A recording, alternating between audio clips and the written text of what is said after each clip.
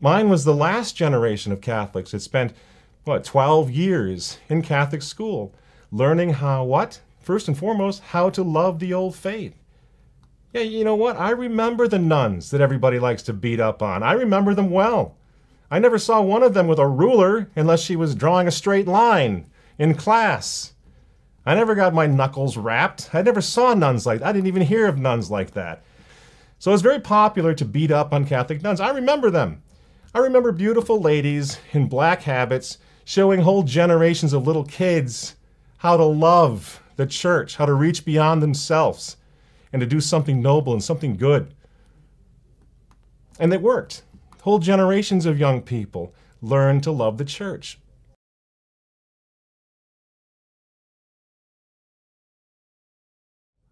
And maybe some of you are as old as me, remember that feeling of when you were a little kid, standing outside of a confessional box on a Saturday afternoon, your heart's racing, you're nervous, but you're eager to get in there and get the job done, right?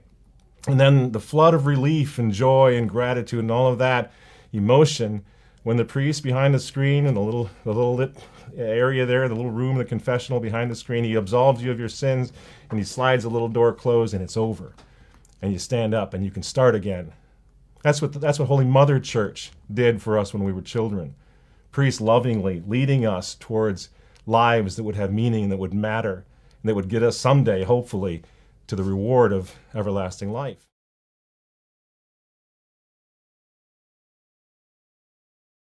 We were all sinners, we were all goofballs, we were all scrappers when we were kids.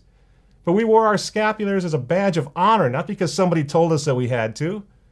We gave up meat on Friday because we wanted to, not because somebody said we had to.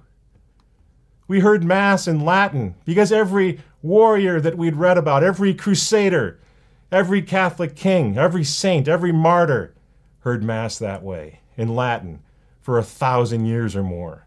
And we wanted that. We envied their Catholic medal, the spittle, whatever it was, the stuff that made them Catholic, that set them apart. We knew who they were, and we wanted to be like them. It was part of our heritage to be like them. It's what Catholics did. It's why we were Catholics. We loved what they did, what they built over the bones of martyrs and from the wood of the cross. We loved the customs, the rituals, the glorious history of Christendom, the Lenten fasts, the feasting of Christmas and Easter, the unbroken marriages, the sacrifices, the family life, the great stories, the commitment, and the many payoffs of what it meant to be a Catholic.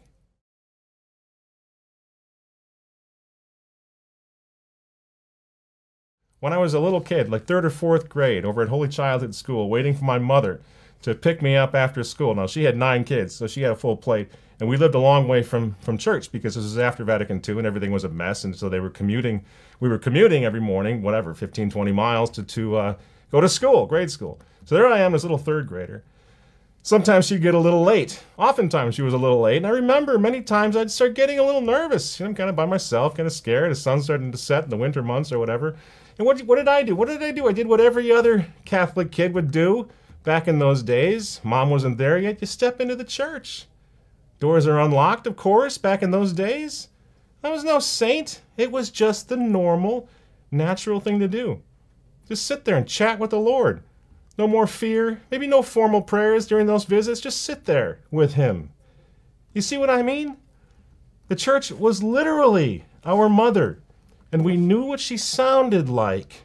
We knew what her candles smelled like. We knew what the pictures and the statues and the sanctuaries looked like. It was home.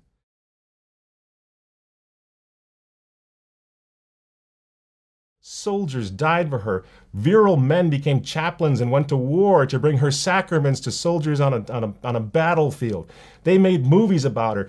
Sinatra, Bing Crosby, the biggest names you can think of are playing priests back in those days because the Catholic Church was so powerful.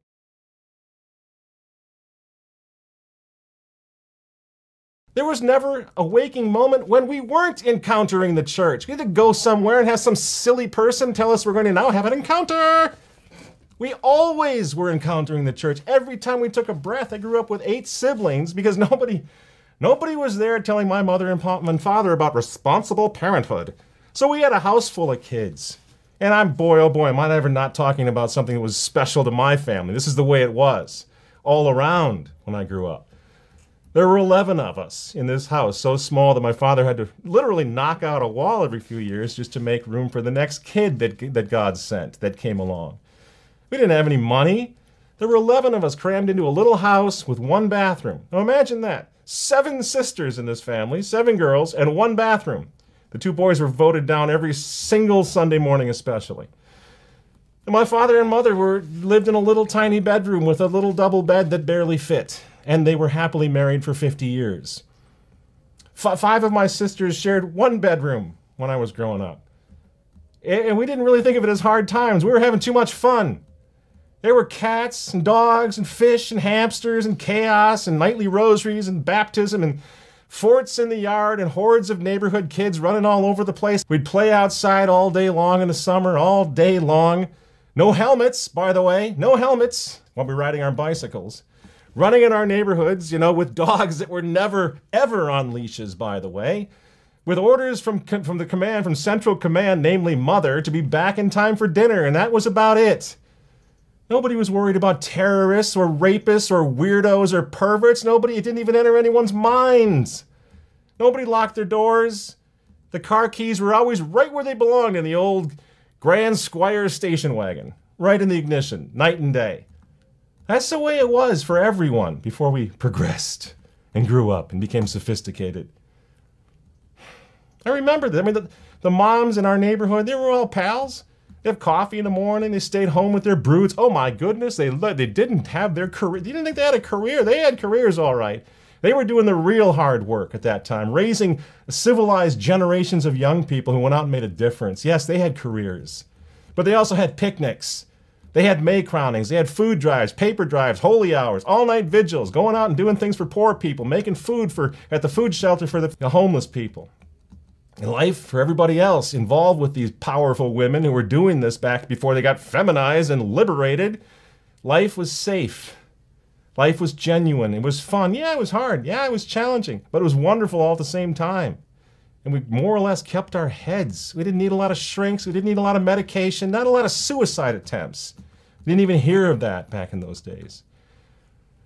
Everyone I knew came from a huge Catholic family where siblings and friends and cousins and neighborhood moms and dads took care of each other. We didn't need the state or the federal government bothering us about anything. When you think about it, that's what they did. They got rid of the family so everybody become susceptible to the nanny state. Well, we didn't need that. Didn't even think about government back in those days. We took care of our own. We kept kids safe, moral, healthy, and happy. There was no pornography. There was no school shootings. The occasional neighborhood bully was taken care of in the good old-fashioned way, if you know what I mean. Everyone knew which bathroom to use, by the way, which was nice back in the day. It never occurred to us that you might want to use another bathroom besides the one that you were supposed to use. But that's back when the world was sane, and so was the church. And by and large, you know what? Policemen led pretty darn boring lives back in those days. And in the evenings, everyone's mom would come to the door and shout, "Okay, Mary, Kathy, Joey, Mikey, Joni, Jilly, whoever, come on in. Time for the rosary." And that's how it was.